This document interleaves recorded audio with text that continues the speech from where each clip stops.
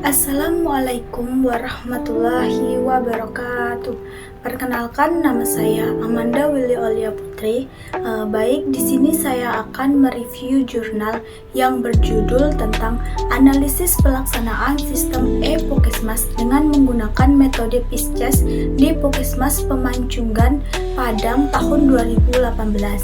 Latar belakang, Puskesmas sebagai fasilitas kesehatan tingkat pertama memegang peran penting dalam memberikan pelayanan kesehatan kepada masyarakat. Dengan perkembangan teknologi informasi, banyak puskesmas mulai menggunakan sistem digital seperti e-Puskesmas untuk meningkatkan efektivitas layanan.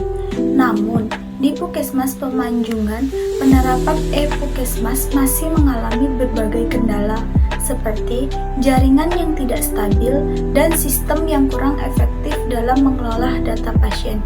Untuk itu, penelitian ini bertujuan untuk menganalisis pelaksanaan sistem e-Puskesmas menggunakan metode PISCES yang mencangkup aspek performan atau kinerja informasi, ekonomi, kontrol, efisiensi, dan yang terakhir servis atau pelayanan. Metode penelitian yang digunakan adalah kualitatif dengan pendekatan fenomenologi, teknik pengumpulan data seperti wawancara mendalam dan observasi.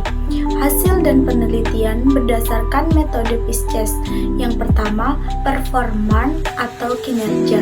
Implementasi e-Puskesmas sudah berjalan, tetapi sering terkendala jaringan yang tidak stabil.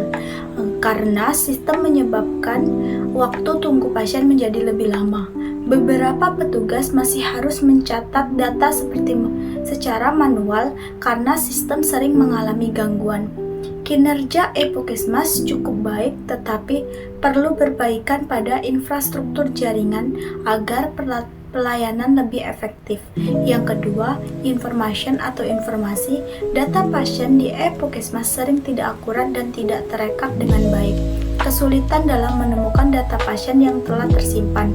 Verifikasi informasi masih sulit dilaksanakan karena sistem tidak terintegrasi dengan baik.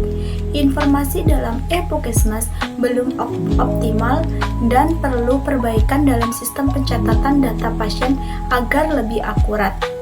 Yang ketiga, ekonomik atau ekonomi. Biaya operasional sistem e-Puskesmas sebagian besar berasal dari Dinas Kesehatan dan BLUD. Jika jaringan bermasalah, Puskesmas harus mengeluarkan biaya tambahan untuk paket data internet. Secara ekonomi, e-Puskesmas tidak terlalu membebani keuangan Puskesmas karena didanai oleh pemerintah, tetapi perlu efisiensi dalam penggunaan dana. Keempat, kontrol dan keamanan. Keamanan sistem e-Puskesmas masih lemah karena penggunaan username dan password yang sama untuk semua pengguna. Tidak ada pengawasan atau pemeliharaan jaringan yang optimal dari pihak Dinas Kesehatan. Diperlukan sistem keamanan yang lebih baik seperti login berbeda untuk setiap petugas serta pengawasan lebih ketat dari pihak terkait. Yang kelima, efisiensi.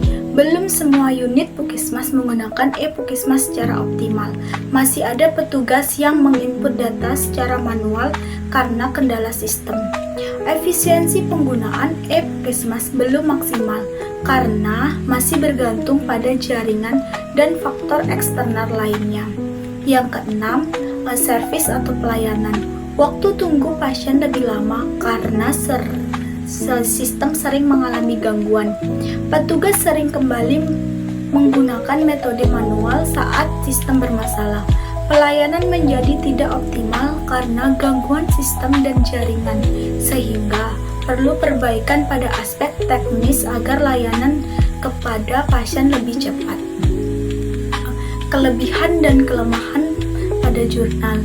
Kelebihan yang pertama, menggunakan metode PISCES yang cukup komprehensif dalam menganalisis sistem.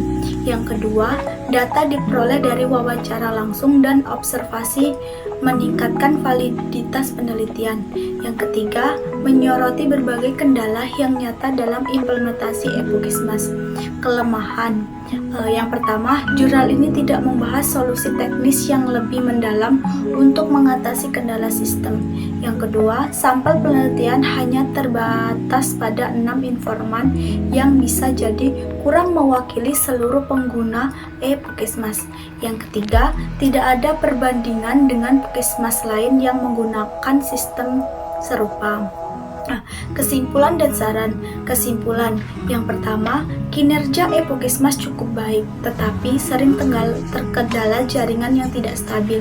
Yang kedua, informasi dalam sistem belum akurat dan sulit diverifikasi. Yang ketiga, dari sisi ekonomi, e-Puskesmas tidak membebani keuangan Puskesmas, tetapi perlu efisiensi biaya. Yang keempat, kontrol dan keamanan sistem masih lemah karena akses yang tidak dibatasi dengan baik. Yang kelima, efisiensi pengguna e-Puskesmas belum maksimal karena kendala jaringan dan belum semua unit menggunakannya. Keenam, pelayanan pasien terganggu akibat sistem yang sering bermasalah menyebabkan waktu tunggu lebih lama. Saran yang pertama, perbaikan infrastruktur jaringan, meningkatkan kualitas koneksi internet agar sistem lebih stabil.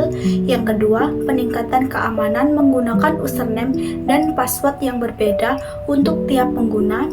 Yang ketiga, evaluasi sistem secara berkala agar dapat mengidentifikasi kendala teknis lebih cepat.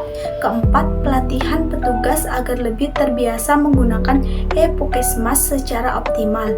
Yang kelima, integrasi data yang lebih baik supaya informasi pasien lebih akurat dan mudah diakses.